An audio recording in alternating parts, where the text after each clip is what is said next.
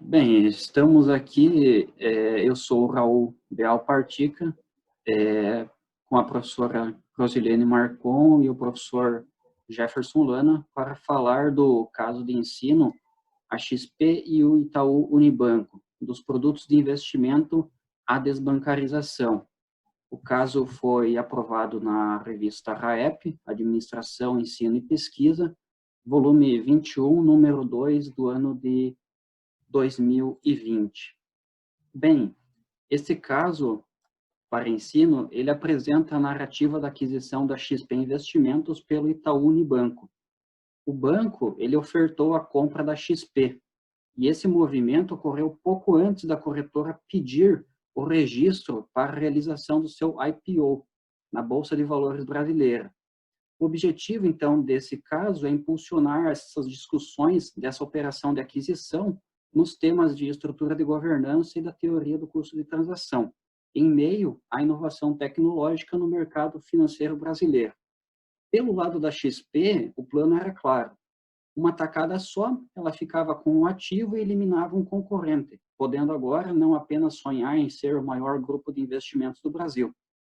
Já para o Itaú Unibanco, que é o maior player do mercado, ele passa a ter a carteira da XP pronta e elimina um concorrente que lhe tirava market share. O caso, então, vai indicar essas discussões sobre a lógica atrás dessa aquisição e permite ainda indagar se não seria mesmo capaz o maior banco do Brasil de desenvolver as capacidades adquiridas da corretora, além de questionar se as capacidades internalizadas da XP são realmente tão valiosas a ponto do tamanho investimento feito. O caso, então, ele começou com uma conversa entre o Ben Chimol e o Roberto Setúbal, do Itaú Unibanco, CEO, e o Roberto Setúbal.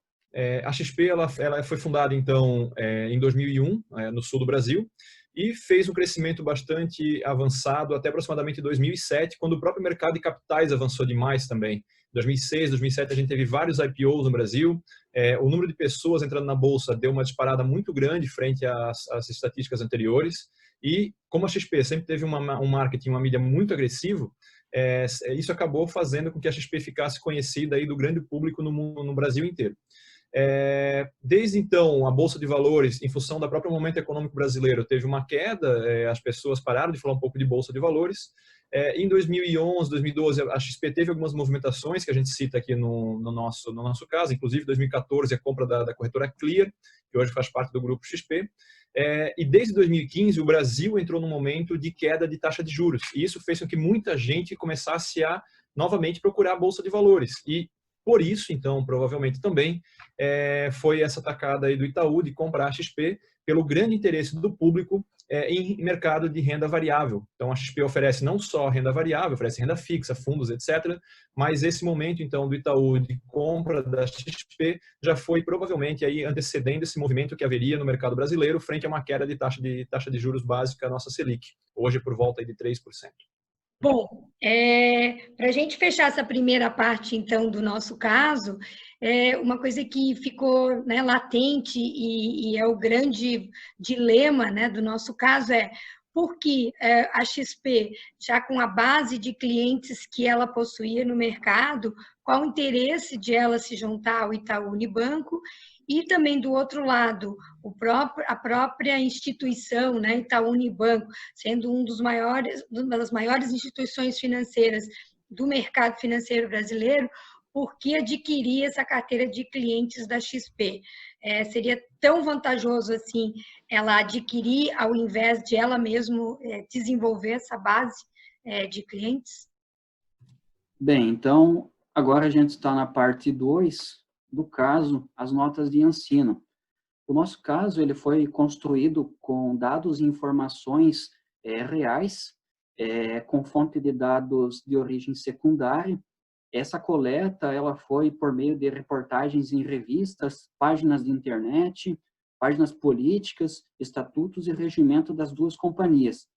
Alguns exemplos são a Folha de São Paulo, a Revista Exame, a Revista Isto É, a Revista Veja, Valor Econômico, Estadão e a Reuters. Portanto, essa é uma situação, problema real vivida por protagonistas reais, inclusive a redação. O caso ele pode ser utilizado para discussão em cursos de graduação, MBA, mestrado e doutorado, tanto acadêmico como profissional, em administração e gestão, especialmente nas disciplinas que estão relacionadas a finanças, mercado de capitais e estratégia. Ok, objetivos didáticos, então, o primeiro objetivo é o nosso principal mesmo. A ideia é proporcionar o conhecimento acerca da estrutura de governança e da teoria dos custos de transação. E para isso, já que é uma matéria bastante abstrata, a gente traz então o caso dessa compra parcial da XP pelo Itaú, nesse cenário de inovação tecnológica do mercado financeiro brasileiro. O segundo ponto é desenvolver também uma visão crítica para a tomada de decisão. Como a gente está tratando aí de um tema com bastante especificidade de ativo, fica complicado para o aluno entender esses temas sem a figura de um exemplo. Então, o caso ajuda para isso também. E, finalmente, então, ele traz também alguma habilidade do aluno em compreender o cenário econômico ilustrado, com base na atual migração para inovação tecnológica e ambiente de desbancarização. A teoria dos custos de transação, apesar de a gente encontrar uma deficiência bastante grande, principalmente no Brasil, de uma aplicação, né, dos seus pressupostos, nesse caso fica bastante coerente, né, e adaptado, porque pressupostos como a especificidade de ativos, o oportunismo, a incerteza, eles vão ao encontro das situações, problemas que a gente identificou nesse caso. Bem, então, a gente tem 4 questões propostas para a discussão em classe desse caso. A primeira questão é: o que a XP Investimentos apresentava de tão importante para que o Itaú Unibanco tenha tomado a decisão de adquirir a corretora? Cite os diferenciais e as características que os diretores do banco enxergaram. Questão 2. Sabendo da decisão do Itaú Unibanco de internalizar a atividade de corretagem de valores via hierarquia, justifique essa decisão. Questão 3. Quais os benefícios diretos do Itaú Unibanco ao comprar a XP Investimentos, uma corretora de valores?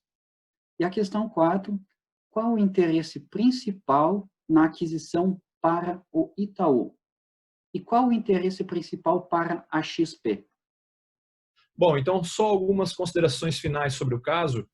Ao longo desse processo, então, da compra da XP pelo Itaú, houve alguns entraves do CAD, então talvez seja bacana o professor que vai aplicar esse caso pedir que os alunos vejam o que aconteceu, como é que se desenrolou isso tudo. Também como é que houve aí essa decisão do Itaú e da XP em passarem a ser listados diretamente na Nasdaq e não na B3 aqui no Brasil.